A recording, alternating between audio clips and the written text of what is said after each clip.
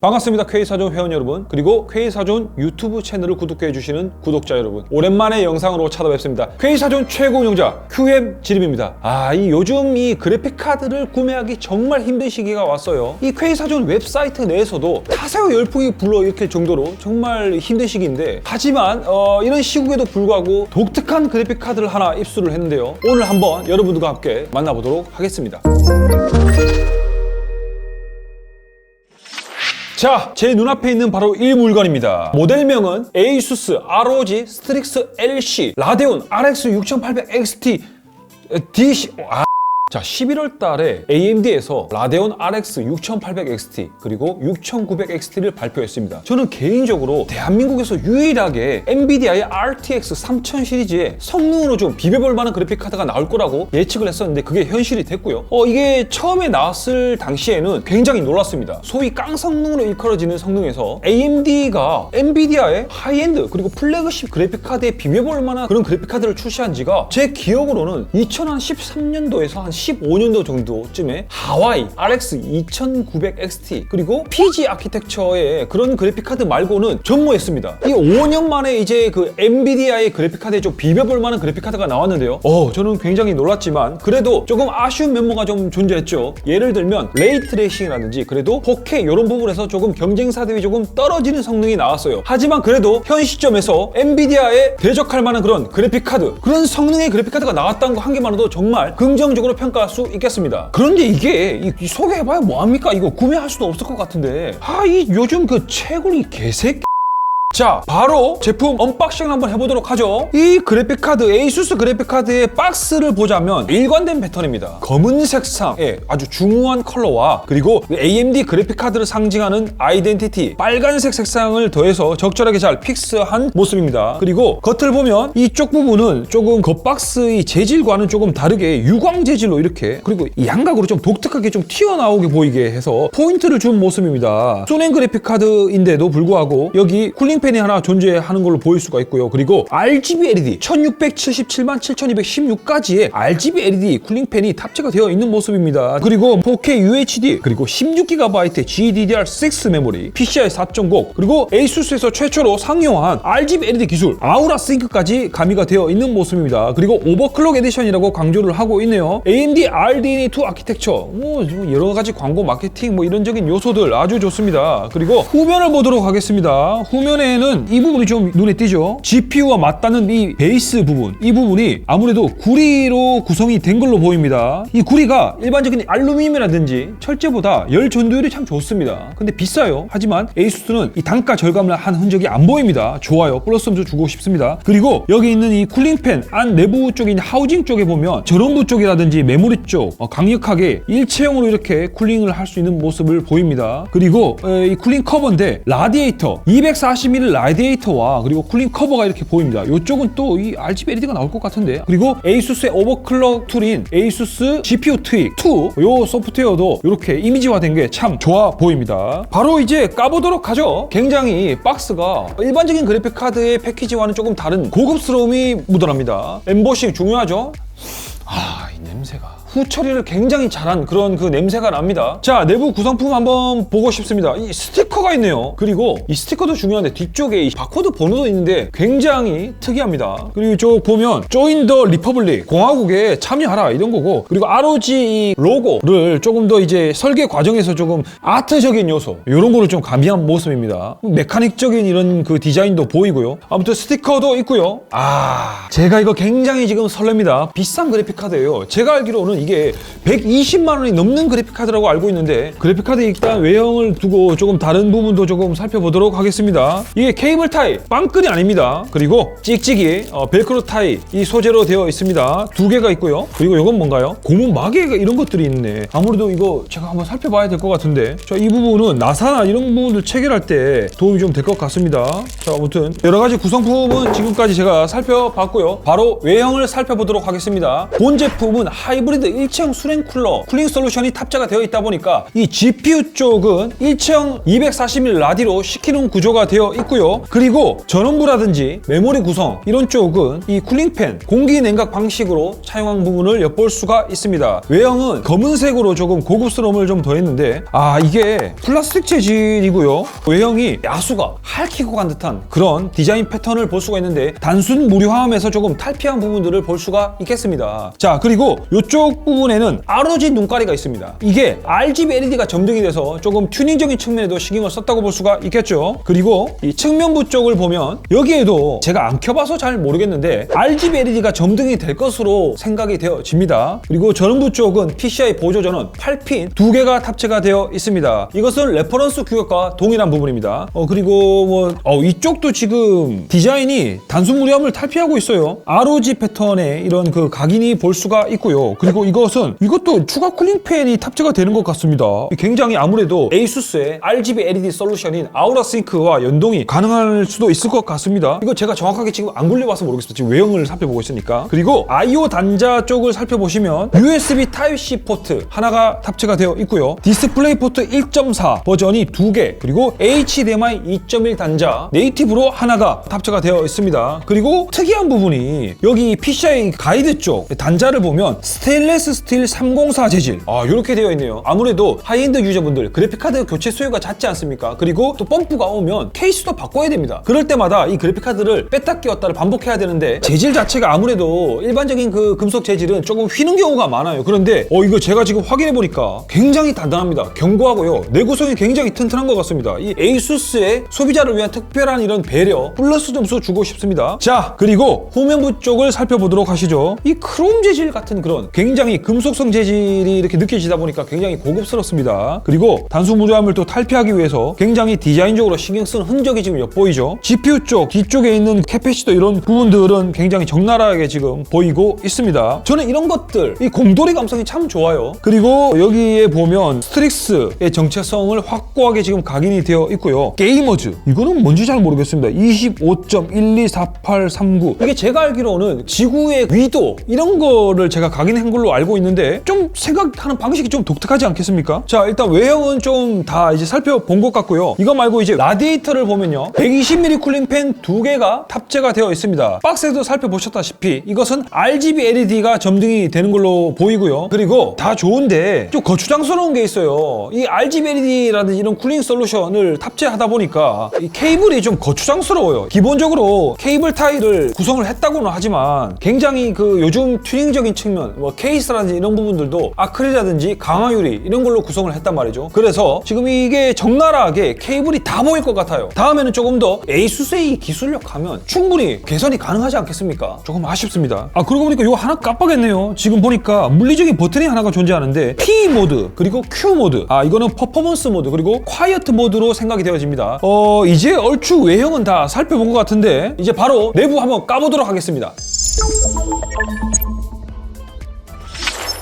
제가 오랜만에 이 그래픽카드를 직접 분해하다 보니까 시간이 오래 걸렸습니다. 바로 지금 살펴보도록 하겠습니다. 일단은 백플레이트, 예전 같은 한 5년에서 한 7년 이 정도쯤에는 하이엔드 그래픽카드의 전유물로 이제 상징이 되었는데 최근에는 메인스트림급 그래픽카드에도 백플레이트가 장착이 되는 추세입니다. 하지만 이 ASUS 백플레이트 같은 경우에는 뒤쪽 이 금속성 재질이 PCB의 방열판 같은 그런 역할도 합니다. 자, 여기 뒤에 보면 이 메모리 쪽을 이제 맞닿는 부분이라고 하죠. 이 부분에 썸월 테이프를 장착함으로 인해서 메모리 쪽을 조금 더 쿨링이 가능하도록 그렇게 설계를 했습니다. 자, 그리고 하우징 쿨링 커버를 보도록 하겠습니다. 자, 아까 전에 제가 설명드린 부분이 겉 외형으로 봤을 때는 GPU 쪽만 냉각하는 구조라고 설명을 드렸는데 그게 아닙니다. 지금 GPU 쪽과 메모리 쪽 동시 냉각하는 그런 구조로 되어 있습니다. 메모리 쪽과 GPU가 이 구리 히트 베이스로 동시에 이렇게 맞닿는 구조로 되다 보니까 아무래도 이 물로 식히면 공냉 방식보다는 더 효율이 좋을 수밖에 없거든요. 정말 놀랐습니다. 보통 일반적인 일체형 수냉 쿨러를 탑재한 그래픽카드 같은 경우에는 GPU만 베이스로 이제 냉각하는 구조로 되어 있는데 정말 좋아요. 그리고 불과 5년에서 한 7, 8년 전에 하이엔드 그래픽카드에서 쿨링팬으로 바로 이제 PCB로 쏴주는 그런 방식으로 냉각이 됐었는데 아무래도 그렇게 되면 쿨링 효율이 조금 떨어질 수가 있어요. 그래서 저는 레퍼런스 방식을 좀 선호했습니다. 레퍼런스 같은 경우에는 메모리 쪽과 전원부가 이렇게 지금 일체화된 방열판 구조로 시키다 보니까 효율이 좀 좋고 안정성이 성능이 좀 뛰어났었는데 지금 이 큼지막한 금속성 재질의 전원부 쪽에 독립적인 방열판 구조를 차용하다 보니까 효율이 훨씬 더 좋고 안정성이 일반적인 쿨링 솔루션보다도 좀 뛰어난 경우가 많습니다. 자, 그리고 PCB를 한번 살펴보도록 하겠습니다. AMD에서 레퍼런스 규격의 PCB 규격이 아닙니다. ASUS의 커스텀 PCB 규격이고요. 아무래도 독자적으로 설계를 하다 보니까 전원부 쪽이라든지 그리고 PCB의 이 그 구조라든지 이런 부분들이 일반 레퍼런스보다도 좀 최적화가 좀 더 이루어졌다고 할 수가 있겠습니다. 지금 딱 보면 굉장히 아름답지 않습니까? 17페이지에 슈퍼 알로이 파워 2 닥터 모스펫을 이제 사용을 했는데 굉장히 힘적으로 든든합니다. 그리고 일반적인 레퍼런스보다도 오버클럭이라든지 이런 부분들이 조금 더 높게 될 거라는 이 기대감을 심어주게 합니다. 지금 안에 내부 다 까봤는데요. 이제 여러분들이 제일 궁금해하실 부분 성능 바로 한번 살펴보도록 합시다. 자, 테스트 시스템 지금 자막으로 나가고 있죠. CPU는 AMD의 5800X를 4.7GHz로 오버했고 메모리 클럭은 G스킬로 3600MHz로 오버클럭을 했습니다. 아무래도 GPU와 CPU의 병목 형상을 방지하기 위해서 이빠이 오버클럭을 땡겼습니다. 먼저 3D마크 타임스파이 1.1 디폴트 세팅 먼저 살펴보도록 하겠습니다. 점수가 상당해요. 레퍼런스 RX 6800XT 같은 경우에는 GPU 점수가 대략 17000점대인데요. 그리고 GeForce RTX 3080 파운더스 에디션이 17400점입니다. 여기에 Q 모드 그리고 퍼포먼스가 있는데 ASUS ROG Strix LC RX 6800XT 같은 경우에는 3080 FE 버전도 제껴버리고 있습니다. 그리고 오버클럭을 했을 시에는 야 대박 풀칩의 6900XT도 제껴버리고 있습니다. 대단하네요. 이제 RX 6800XT 6900XT의 꽃이죠. 3D마크 파이어 스트라이크 파스 머신 아니겠습니까? 바로 지금 살펴보면 6800XT 레퍼런스 같은 경우에는 딱 5만 점을 찍었어요. 하지만 ASUS ROG Strix LC 6800XT 같은 경우에는 52,000점. 콰이어트 모드 그리고 퍼포먼스 같은 경우에도 그렇게 차이가 나지 않지만 살짝 높고요. 그리고 오버클럭을 2580메가로 땡겨버렸을 시에는 6900XT를 제껴버렸습니다. 55,303점이 나오네요. 이제 게임 살펴보도록 하시죠. 게임은 어쌔신 크리드 바랄라 다이렉트 X 12 API를 차용하고 있어요. QHD 환경 그리고 울트라 하이 옵션입니다. 지금 보시면 GeForce RTX 3080 FE가 77.7프레임이 나오고 있습니다. 이 아무래도 AMD 친화적인 게임이다 보니까 AMD에 유리한데 지금 그 레퍼런스 RX 6800XT 같은 경우에는 104프레임이 나와요. 하지만 ASUS ROG Strix LC 6800XT 같은 경우에는 지금 프레임이 살짝 더 높습니다. 그리고 오버클럭을 땡겼을 경우에는 마찬가지로 RX 6900XT 이 그래픽카드를 제끼는 성능을 볼 수가 있습니다. 자, 이제 배틀그라운드 한번 살펴보도록 하시죠. 마찬가지로 QHD 환경에 울트라 옵션을 적용을 했습니다. 아무래도 엔비디아에 조금 유리한 그 게임이기도 한데 지금 엔비디아의 RTX 3080이 성능이 가장 높습니다. 하지만 지금 라데온 RX 6800XT의 성능보다도 확실히 높은 모습을 보일 수가 있습니다. 그리고 6900XT에 거의 다다른 그런 성능을 확인할 수가 있네요. 물론 오버클럭을 했을 시에요. 그 다음으로는 말도 탈도 많은 그 게임 사이버펑크 2077입니다. 마찬가지로 QHD 환경에 울트라 그리고 RT나 DLSS는 적용하지 않았습니다. 지금 보시면 아무래도 친 엔비디아적인 게임이다 보니까 엔비디아의 유리한 경향이 많이 보이는데요. 하지만 GeForce RTX 3080이 약 76.7프레임이 나오고 있는데 오버클럭을 했을 시에는 77.2프레임 기본 상태 그러니까 즉 P모드에서는 72.8프레임으로 준수한 성능을 확인할 수 있었습니다. 이제 벤치마크와 게임 성능 살펴봤으니까 GPU 온도 한번 살펴보도록 하시죠. 테스트 룸은 25도로 맞췄고요. 그리고 사이버펑크를 10분간 연속적으로 구동을 했습니다. 지금 보시다시피 공랭 방식의 RX 6800XT 레퍼런스 같은 경우에는 풀로드시 77도를 확인할 수가 있었는데 역시 그래픽카드의 꽃은 순행 아니겠습니까? 순행으로 아주 그냥 확실하게 쿨링을 하고 있는 모습입니다. 온도가 오버클럭을 해도 56도밖에 나오지 않습니다. 이제 소음 한번 살펴보도록 하시죠. ASUS ROG Strix LC RX 6800XT 같은 경우에는 일체형 수랭 쿨링을 탑재했기 때문에 라디에이터에 탑재된 120mm 쿨링팬 2개 그리고 쿨링 커버 하우징에 자그마한 쿨링팬이 탑재가 되어 있습니다. 그래서 어느 정도 소음이 발생할 수밖에 없지만 그래도 어느 정도 방어를 하고 있는 모습입니다. 레퍼런스 RX 6800XT 같은 경우에는 트리플 쿨링팬이 탑재가 되어 있고 굉장히 쿨링 솔루션이 잘 만들어졌어요. 레퍼런스임에도 불구하고. 그래서 지금 30dB밖에 안 나옵니다. 이 ASUS ROG Strix LC RX 6800XT 같은 경우에는 오버클럭을 이빠이 2580MHz로 땡긴다 하더라도 45dB 수준으로 어느 정도 방어하는 모습을 보일 수가 있었습니다. 이 정도면 케이스의 여판 판넬을 다 닫는다 하더라도 어느 정도 거슬리는 소음이 아니라고 저는 생각합니다. 이제 그래픽카드 단독 소비 전력을 살펴보도록 하시죠. 이 경쟁사 그래픽카드인 RTX 3080 파운더스 에디션이 약 플로듯이 360W를 쳐먹고 있어요. 그리고 라데온 RX 6800XT가 레퍼런스 규격으로 봤을 때는 344W, 살짝 더 낮습니다. 하지만 ASUS ROG 스트릭스 LC RX 6800XT 같은 경우에는 퍼포먼스 모드 기준으로 343W?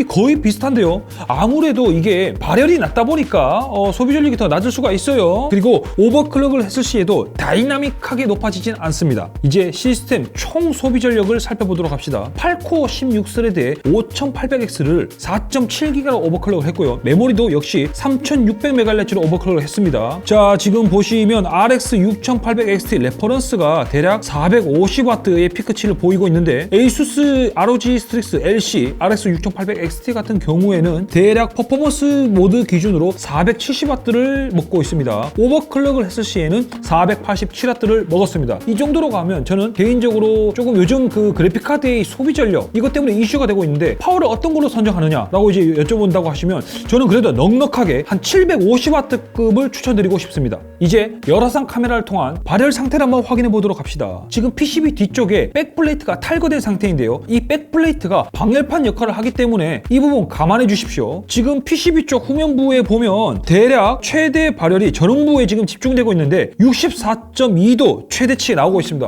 매우 양호하네요. 앞서 말씀드렸다시피 전원부에 독립된 방열판, 일체화된 이 방열판이 탑재가 되어 있기 때문에 전원부 방열이 굉장히 잘 되고 있는 모습입니다. 자, 지금 저와 함께 ASUS ROG 스트릭스 LC RX 6800XT에 대해서 다 전반적으로 살펴봤는데 저는 가장 인상 깊었던 부분 바로 성능입니다. ASUS의 독자적인 PCB 설계, 그리고 고급화된 부품, 그리고 일체형 수링 쿨럼을 적용함으로 인해서 GPU 클럭이라든지 이런 부분에 대해서 레퍼런스보다도 확실히 더 높은 메모를 확인할 수 있었고요. 이 성능 자체가 아니 6800XT를 넘어서 이거보다 한 단계 높은 그래픽카드인 RX 6900XT를 넘어서는 게 말이나 됩니까? 물론 오버클럭을 했다 치지만서도요, 굉장히 놀랐습니다. 그리고 쿨링 솔루션, 여러분들 순행의 꽃은 바로 그래픽카드다 뭐 이런 말 들어보셨죠? 바로 그 효과가 여실히 드러났습니다. 온도 자체가 풀로듯이, 그리고 오버클럭을 찌직 뽑고 해도 50도에서 유지를 하고 있는 모습 정말 놀랍지 않습니까? 그리고 이 RGB LED, 요즘 그 RGB LED가 대세를 넘어서 거의 뭐 대중화가 됐습니다. 그래서 시스템의 튜닝성 측면 아주 아름답고 화려한 그런 시스템을 꿈꾸는 유저분이라면 이것 또한 장점이 될 수 있겠습니다. 하지만 단점이 없을 수 없겠죠. 아무래도 한정적인 유저, 그리고 최상급을 원하는 그런 그래픽카드다 보니까 이게 케이스 호환성이 떨어져요. 요거 같은 경우에 이 라디에이터를 또 별도로 달아주고, 그래픽카드가 크다 보니까 빅타워라든지 케이스 호환성 신경을 쓰셔야 될 것 같고, 그리고 이거 뭡니까? 아까 전에 그 언박싱 할 때 제가 살펴봤지만 이 요즘은 케이스 튜닝 옆 판넬이 뚫려 있어요. 강화 유리라든지 이 아크릴로 뚫려 있는데 이 거추장스러운 이 그 문어발 같은 이거, 이 오징어도 아니고 이 문어도 아니고 이거 어떻게 할 겁니까? 다음에 ASUS 조금 더 개선해 주시길 바라겠습니다. 그리고 최대 단점은 아무래도 구할 수가 없는 거겠죠. 존재 자체가 단점이 될 수가 있어요. 아무튼 전반적으로 이렇게 정리할 수 있겠습니다. 여기까지 ASUS의 ROG 스트릭스 LC RX 6800XT를 살펴봤고요. 저는 다음에 또 영상으로 만나 뵙도록 하겠습니다. 쾌바!